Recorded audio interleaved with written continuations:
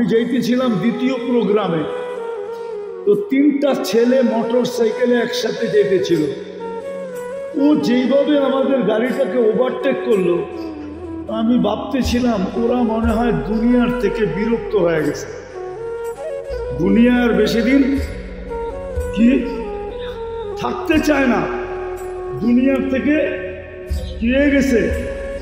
জিজ্ঞেস করেন যুবকদেরকে, ওরা যখন মোটর সাইকেলে ওঠে চালানের ভঙ্গি দেখলে মনে হয় যে ও বেশি দিন দুনিয়ায় থাকতে চায় না, দুনিয়ার থেকে বিরক্ত হয়ে গেছে। নাইলে এরকম অস্বাভাবিক কেন চালাবে? কি বলো যুবক? অস্বাভাবিক চালাও না, কেন চালাবে? ও তো সভ্যতার সাথে চালাবে। কিন্তু একা যখন চালায় তখন এইভাবে চালায়, এর চেয়েও অবস্থা খারাপ চালায়, এর চেয়েও অবস্থা খারাপ চালায়, এর চেয়ে যদি পিছনে চার্জার থাকে। মনে হয় বোঝেন না? না, হুজুরে করতে বুঝবো, যারা বুঝেন ওরা বুঝছে। হ্যাঁ, আমি কালকে আসতেছিলাম খুলনার থেকে, তো গত পরশু দিন ড্রাইভার আমাকে বলতেছিল, হুজুর আজকে তো যাইতেছি, সকালে গেছি বিকালে চলে আসছি, রাত্রে প্রোগ্রাম করা বসে। আমি গতকালও আসছিলাম, তা আমাকে জায়গা দেখায় বলতেছে, হুজুর কালকে রাত্রে আমি এখান দিয়ে যাইতেছিলাম, হঠাৎ রক্ত দেখা আমি গাড়ি থামায়া দিছি, কিন্তু নাইমা যখন দেখছি তখন আমি গাড়ি ছুটায় চলে গেছি, ভাগায় চলে গেছি। কেননা একটা ছেলে একটা মেয়ে মোটর সাইকেলে ছিল, কোনো গাড়ি তাদেরকে চাপা দিয়ে চলে গেছে। কেননা আমরা দেখি মাওয়াতে ইলিশ খাইতে যায়, আপনারা মনে চিনেন না, ঠিক না? চিনেন মাওয়া? চিনেন না? পদ্মা ব্রিজ, ওইখানে ইলিশ খাইতে যায়, সিলেট থেকেও যায়। আছে আমার লোকে একজন বন্ধু নিয়ে সিলেটে থেকে গেছে মাওয়া ইলিশ খাইতে। কি হ্যাঁ, মনে হয় সিলেটে ইলিশ আসে না, ঠিক না? কেননা পাসপোর্ট নিয়ে আসতে হয়, বর্ডারে মনে হয় নিয়ম আছে যে ইলিশ ঢুকবে না, সব ঢুকবে, ঠিক না? হ্যাঁ, নাহলে মাওয়া কেন ইলিশ খেতে যাবে সিলেট থেকে? মাওয়ার ইলিশে এমন কি আছে? হ্যাঁ, পদ্মা তো পুরাটাই চর, ওইখানে আবার ইলিশ হয় কোত্থেকে? আমারে বুঝান, পদ্মা কি আমাদের চেয়ে বেশি চিনেন নাকি আপনারা? পদ্মা তো এই সিজনে পুরাটাই চর। কি পুরাটাই চর? পদ্মা আবার ইলিশ হয় কোত্থেকে? ওর তো পানিই নাই, ইলিশের জন্য যা দরকার তাই তো ওর পেটে নাই, ঠিক না? হ্যাঁ, ওইখানে ইলিশ হয় কোত্থেকে? পদ্মার ইলিশ কেটে গেছি, আফসোস। যেটা বুঝাইতেছিলাম, খায়া যখন ফিরে তো মনে হয় এমন চালান চালায়, বাস ওভারটেক করতে করতে করতে দুনিয়া ওভারটেক, সিধা আখেরাত। তা আমি যুবকদের চালানো দেখলে মাঝে মাঝে গাড়িতে একা একা বসে ভাবি, মনে হয় ওরা দুনিয়ার থেকে বিরক্ত হয়ে গেছে। শূন্যতা এত বেশি, সুখহীনতা এত বেশি, অশান্তিতে এত বেশি যে এখন আর বাঁচতে চায় না।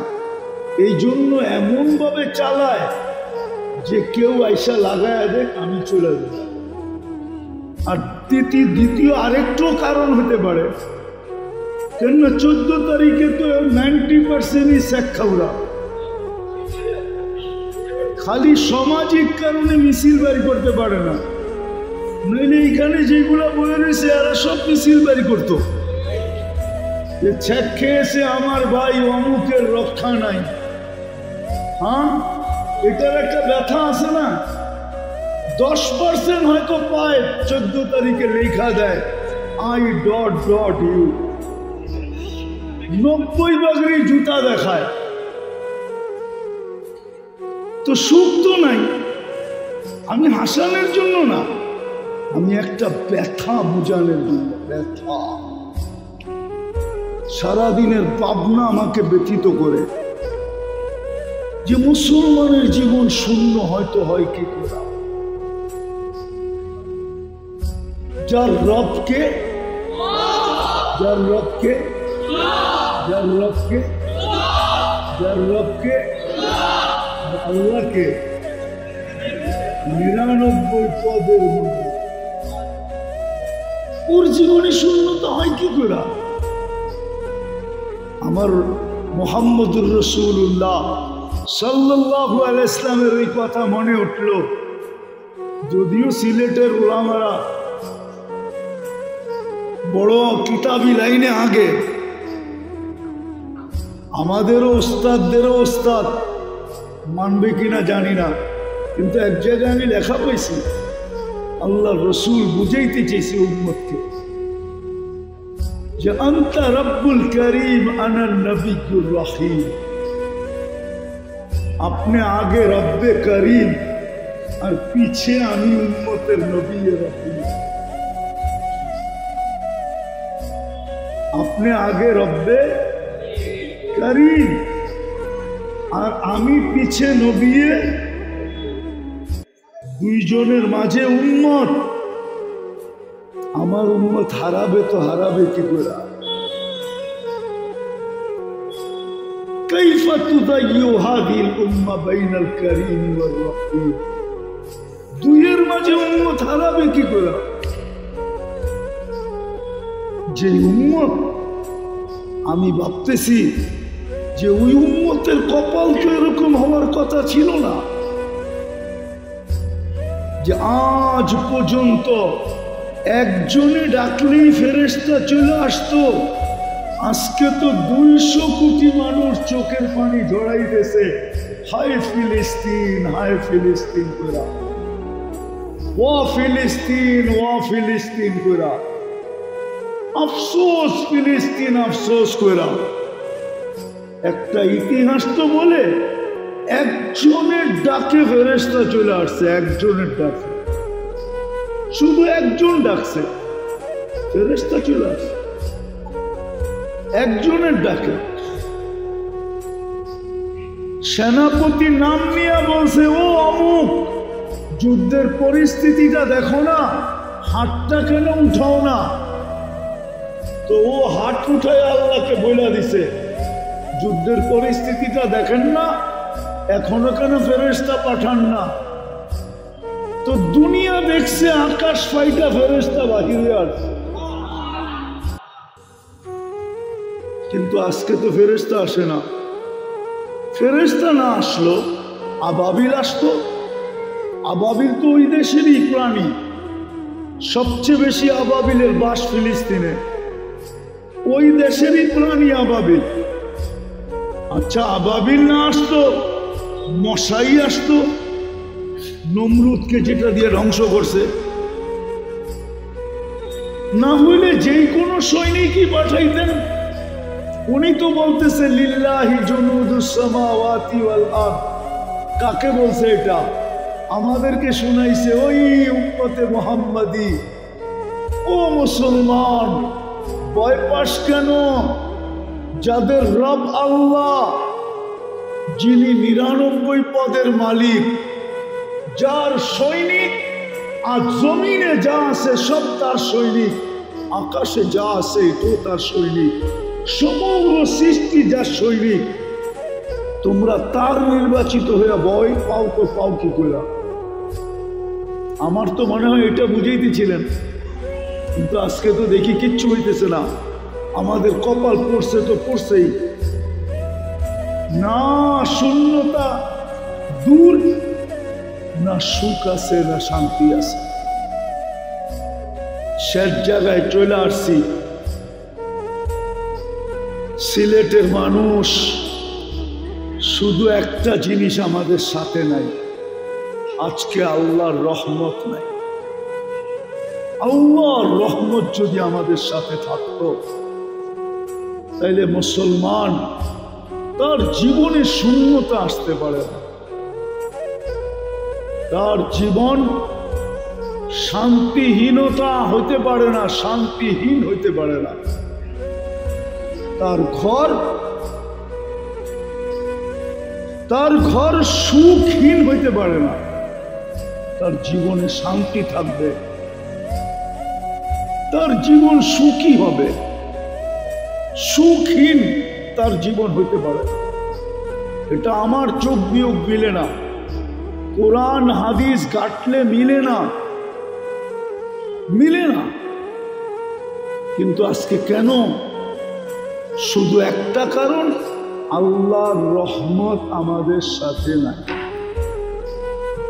আমি শেষ জায়গায় চলে আসছি, আর বলেন আল্লাহর রহমত থাকে তো থাকে কি করে? উম্মতের প্রথমেই তো সম্পর্ক, যেইখানে রহমতের গোডাউন, ওই গোডাউনের সাথেই তো 90% উম্মতের কোনো সম্পর্ক নাই। না যুবকের আছে, না যুবতীর আছে, না পুরুষের আছে, না নারীর আছে। গরিবেরও যদি থাকতো তাহলে মনকে বুঝাইতাম। আপনি বলবেন গরিব কেন বললেন? এই জন্য বললাম, গরিব তো বলতে পারতো যে আমার সম্পর্ক আছে, আমি দুনিয়াতে পাই না, তাতে কি আসে আর যায়, আমি তো আখেরাতে পাবো। কিন্তু গরিবেরও তো কপাল পড়ল, ধনীদের তো সম্পর্ক নাই। ইল্লা মাশা আল্লাহ, কিছু পাওয়া যাবে যাদের সম্পর্ক আছে, বেশিরভাগেরই নাই। শিক্ষিত লোকগুলোরও তো সম্পর্ক নাই, কারোই তো সম্পর্ক নাই। যেখান থেকে রহমত, যেটা রহমতের গোডাউন। বিদায় শেষ কথা বলতেছি, যতদিন পর্যন্ত ওই গোডাউন খালি থাকবে, শুধু রহমতই থাকবে, মানুষ যাবে না, আমাদের সম্পর্ক হবে না, রব্বে কাবার কসম, ওই দিন পর্যন্ত আমাদের উপরে রহমত হবে না। আর যদি রহমত না হয়, আপনি জান দিতে পারেন, চিল্লায়া লাউড স্পিকার ফাটাইতে পারেন, বড় বড় সম্মেলন করে আপনি প্রতিবাদ করতে পারেন, কিন্তু কসম খোদার, জীবনে কোনোদিন ছোট একটা প্রতিবাদ, আপনি নিন্দা প্রস্তাব কোনোদিন পাশ করাইতে পারবেন না, কোনোদিন পাশ করাইতে।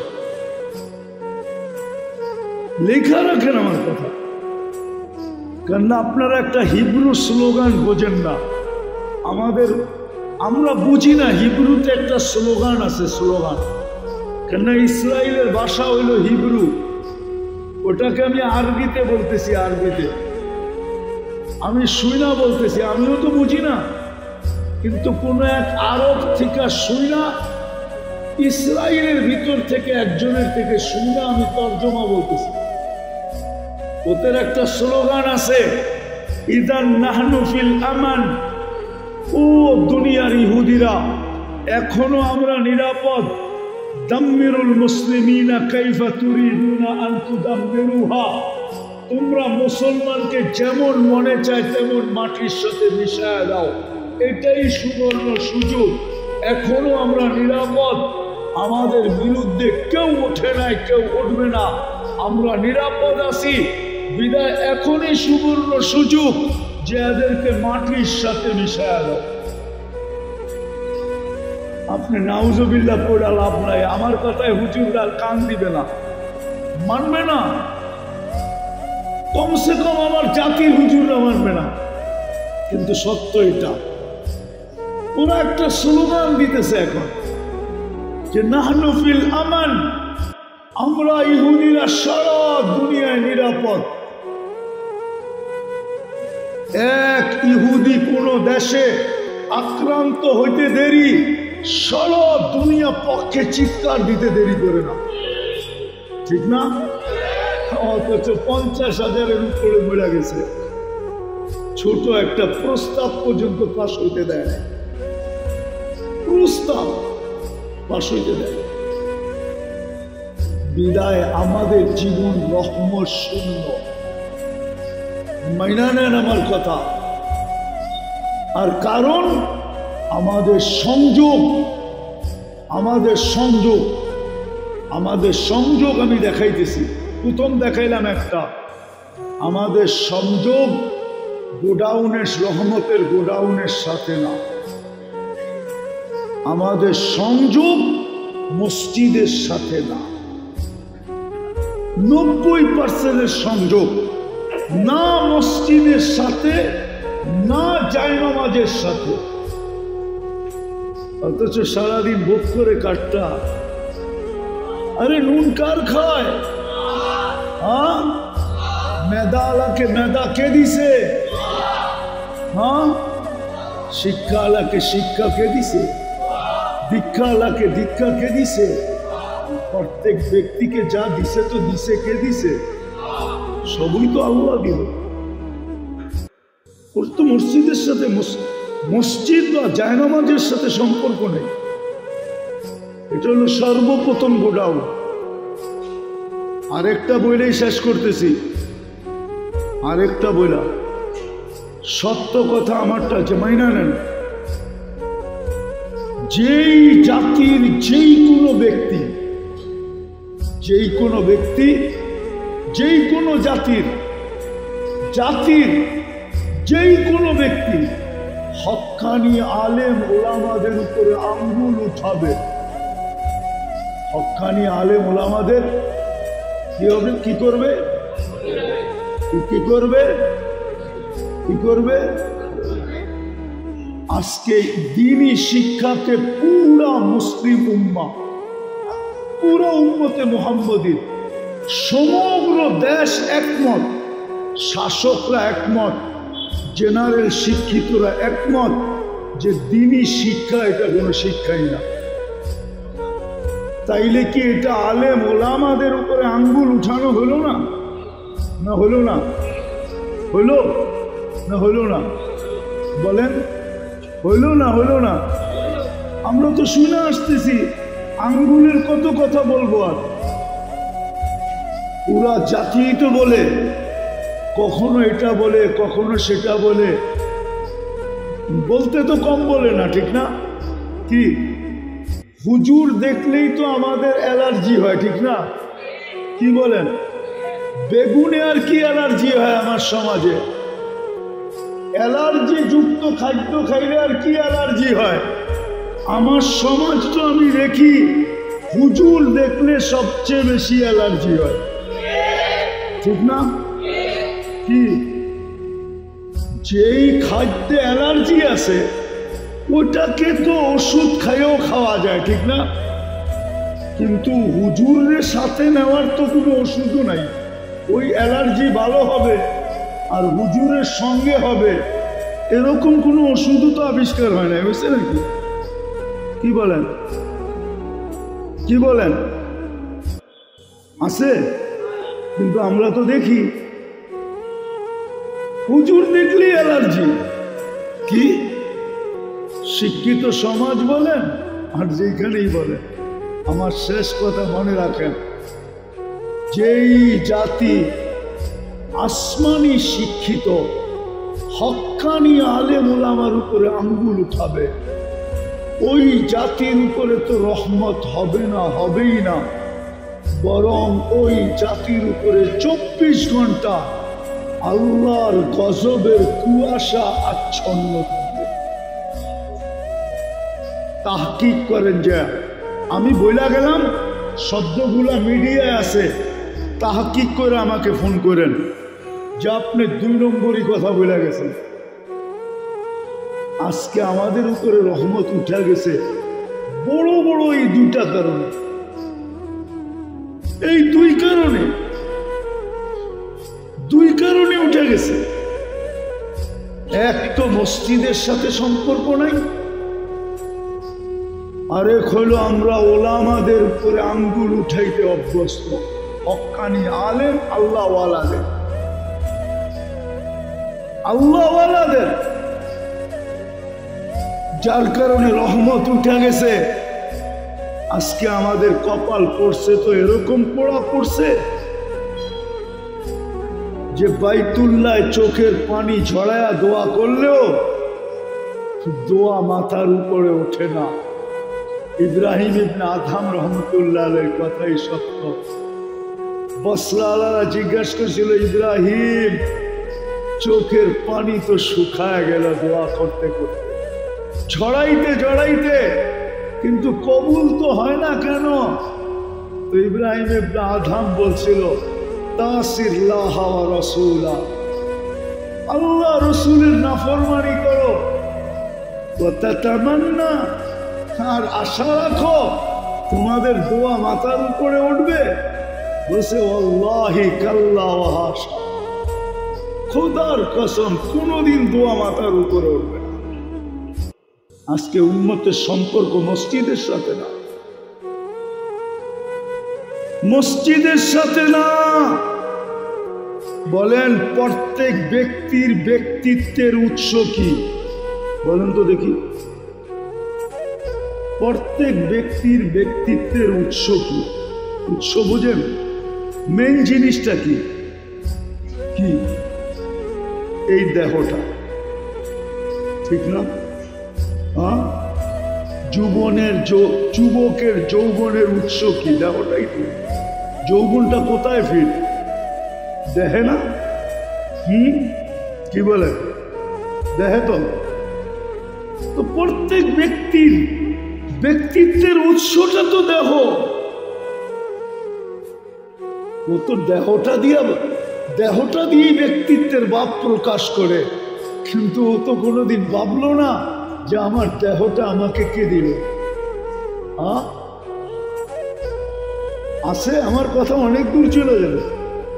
কেউ বলে আমরা সেবা করি, সেবা করতে যেয়ে নামাজ পড়তে পারে না। কি করতে যায়? সেবা করতে যেয়ে নামাজ পড়তে পারে না। ও বলে আমিও তো সেবা করতেছি না, দেখেন না কত সিরিয়াল বসে আছে, আমি সেবা করতেছি। ও কোরআন মনে হয় এটাই বলছিল, ওয়ালা তাকুনু কাল্লাযীনা নাসুল্লাহ ফাআনসাহুম আনফুসাহুম। ওইটা ভাবলো না আমি যে সেবা করতেছি, কার দেহটা দিয়ে সেবা করতেছি। যদি দেহটা আল্লাহর হয় তাইলে তো উচিত ছিল আজান একদিকে হবে, আমার সেবা একদিকে সরবে, আমি ওইখানেই জায়নামাজ বিছায়া আল্লাহু আকবার। উচিত তো এটা ছিল। এরকম প্রত্যেক ব্যক্তি যান রোডে, আমাদের প্রশাসনিক লোকদেরকে বলেন নামাজের সময়, ও বলবে দেখেন না আমি সেবা করতেছি। কিন্তু ওকে যদি জিজ্ঞাসা করি, ভাই তুই সেবা করতেছিস আমি মানি, আমার মাথার উপরে, কিন্তু এটা তো আমাকে বল তুই সেবা করতেছিস কার দেওয়া দেহটা দিয়ে? এটা বল, কার দেওয়া দেহ দিয়ে? আছে তো দুনিয়াতে লোক আছে, চলেন আমি দেখায় দিব।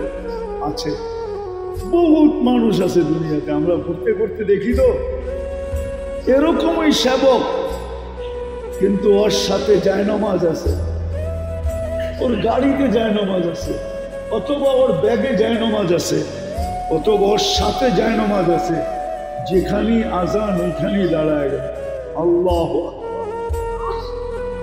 দুইজন আছে, একজন দাঁড়ায় গেছে, আরেকজন আবার ডিউটিতে আসছে, আরেকজন যায় বলছে আল্লাহু আকবার। একই জায়নামাজে দুইজন দাঁড়ায় গেছে। আফসোস, আফসোস। আসেন, ফিরে আসেন, রহমতের সাথে সংযোগ করুন, নাইলে কপাল পড়ছে কি আরো পড়বে, মনের মতো পড়বে। ওই দিন হয়তো চিৎকারও দিতে পারি মাতা নাসরুল্লাহ, কিন্তু হয়তো উপর থেকে আওয়াজও আসতে পারে। কোরআন যদিও বলে, কোরআনে আছে আলা ইন্না নাসরাল্লাহি করিব, কিন্তু ওই দিন করিব বলবে না, আমরা চিৎকার দিব মাতা নাসরুল্লাহ, আল্লাহ সাহায্য কোথায়? তখন বলবে সাহায্য হবে না, সাহায্য হবে না। সাহায্য হবে না, ওই দিন কি করবেন? এই জন্য আসেন আজকে তওবা করুন। এই মাহমুদিয়ার পেটের ভিতরে বসা, মাহমুদিয়ার এটা প্যাটি, জামিয়া মাহমুদিয়ার প্যাট এটা, কেননা এটা ইউ সিস্টেম মাদ্রাসা, সামনে মসজিদ, আমরা পেটের ভিতরে বসে আছি। চলেন আজকে অঙ্গীকার, তওবা করুন, নিজের জন্য তওবা করি, উম্মতের জন্য তওবা করি। তওবা করলে লাভ হবে, ওয়াইন তাবু ফানা হাবিবু। তওবা করতে দেরি, আল্লাহ বন্ধু বানাইতে দেরি করবে না। এই জন্য চলেন আজকে তওবা করি। করবেন? যদি আমি বুঝাইতে পারা থাকি যা বুঝাইতে চাইছি, শুধু রহমত নাই আমাদের জন্য। আর রহমত যতদিন পর্যন্ত মসজিদের সাথে আমরা সংযুক্ত না হব, হক্কানি আলেম ওলামা আল্লাহ ওয়ালাদেরকে আমাদের রাহবর মনে না করি। আপনি গাইডা দেখেন, আমার কথা মিডিয়ার ভিতরে আসে, এটাকে সামনে রাখেন, কিতাব গাঁটতে শুরু করেন, একদিন আপনি চিৎকার দিয়া বলবেন মৌলানা সত্য বলছে। একদিন বলবেন ইনশাআল্লাহ সত্য বলছে। আসেন আজকে তওবা করুন। করবেন? কে কে করবেন? তাহলে আল্লাহকে বলে দেন, আল্লাহ অতীত থেকে তওবা করলাম, আপনি আমাদের তওবা কবুল করেন, আমাদের গুনাহ মাফ করেন। আজকের এই জামিয়া মাহমুদিয়ার পেটের তওবাকে উম্মতের তওবা বলে কবুল করেন। আল্লাহ কবুল করুন। নামাজ আজকের থেকে অঙ্গীকার করেন যে আমি মসজিদের সাথে সম্পর্ক জড়ব, অর্থাৎ আজকের থেকে অঙ্গীকার করেন আজান হইতে দেরি আমি জায়নামাজে দাঁড়াইতে দেরি করবো না, যেখানেই পাক্কা নামান শুধু ইনশাআল্লাহ বয়ালবা শেষ করে দিন না। আমি তো যুবকদেরকে খুব বলি যে তুমি যত সাজেই সাজো না কেন, ওদের স্টাইলে যতই সাজো না কেন, তোমাকে ওরা বাজানো ব্যতীত নিবে না। বাজানো ব্যতীত, বাজানো বোঝো? আগে কলসি কিনতে গেলে, মাটির কলসি কিনতে গেলে প্রথমে বাজাইতো, পরে যে বিক্রি করতো পানি রাখতো, ওটার ভিতরে ডুবাইতো, ডুবায়া ধরা রাখতো যে পানি ঢুকে কিনা কোনো ছিদ্র দিয়া, প্রথমে বাজাইতো বাংলা দিনা। তুমি ওদের স্টাইলে যতই সাজো আর চুল যতই 500 আর 1000 দিয়া কাটো, 14 তারিখ আর 31 নাইট যতই উদযাপন করো, ওদের বেশে যতই চলো না কেন, ওরা তোমাকে বাজানো ব্যতীত নিবে না। যদিও নেয় তো 50,000 লাখ টাকা, 30 লাখ 40 লাখ খসায়া তারপরে নিব, এর আগে নিব। খালি যায় ইংল্যান্ডের এম্বাসিতে দাঁড়াইলেই তোমার পোশাক দেখা ভিসা মাইরা হয়ে যাবে, বড় বাজায়া নিবে, বাজায়া। রাগ হয়েও না, আমি চিনি, রাগ হয়েও না তোমরা। অনেকে রাগ হয়ে যাবে, যাদের কাছে আমেরিকান, ইংল্যান্ড, ইউরোপের পাসপোর্ট, কানাডিয়ান পাসপোর্ট আছে, ওরা কোন জায়গায় সিগনেচার করছে, কোন শর্তের উপরে, এটা আমার জানা আছে, এই হুজুরের জানা নাই, এই হুজুরের জানা নাই, এটা আমার জানা আছে। আমার কোন শর্তের উপরে, কোন লাইনে সিগনেচার করার পরে পাসপোর্ট দিছে, এটা আমার জানা আছে। আমি বলতে চাই না, এত সহজে না তোমাকে পাসপোর্ট দেয়া দিবে, তোমাকে বাজায়া দিবে, বাজায়া এক জায়গায় সিগনেচার নিয়ে তার দিবে। কিয়ামতের দিন যদি আল্লাহ ধরে তো ওরা অনলাইনে আল্লাহর সিগনেচার দেখায় দিবে। এই যে দেখেন সিগনেচার, আপনি আমরা সিগনেচার নিয়ে দিছি, হুজুর রাগ হয়ে যায় না। আমি চিনি কোথায় সিগনেচার আছে, বিদায় পায়ে হাত দিয়া বল, আজকের থেকে যুবকদেরকে নামাজ পড়ো। পড়বা? হ্যাঁ, আলেমদের সাথে চলো, আলেমদের পিছে চলো, আল্লাহওয়ালাদের সাথে চলো। আল্লাহ আমাদেরকে আমল করার তৌফিক দান করেন। ওমা আলাইনা ইল্লাল বালাগ। দোয়া করতাম না, বাসের মাত্র 10 মিনিট বাকি আছে। সাল্লি ওয়া সাল্লিম ওয়া বারিক আলা হাবিবিকা মুহাম্মদ। আল্লাহ বলার পর্ব ছিল শেষ, শোনার পর্ব ছিল শেষ, ভিক্ষার পর্ব চলতেছে। কোন আঙ্গিনায় বসা আছি এটাও জান, কোন পেটের ভিতরে বসা আছি এটাও জান। আয় আল্লাহ, কাদেরকে নিয়ে হাত তুললাম এটাও জানেন, কোন আয়োজনের থেকে হাত তুললাম এটাও জানেন, কোন সময় হাত তুললাম এটাও জানেন। আয় আল্লাহ, আপনি তো 99 পদের মালিক আল্লাহ, যে ইয়ালামু দাবিমান নামলাতিস সাওদা আলা সাখরাতিস সাম্মা ফি লাইলাতিজ যুলমা, এটা যে জানে সে আমাদের ইয়ালামু খাইনাতাল আয়ুনি ওয়া মা তুখফিস সুদূর যে জানে, তার কাছে আর আমাদের কি লুকাইতে থাকতে পারে। আমরা বেশি কিছু চাবো না মালিক, বেশি কিছু চাবো না। প্রতি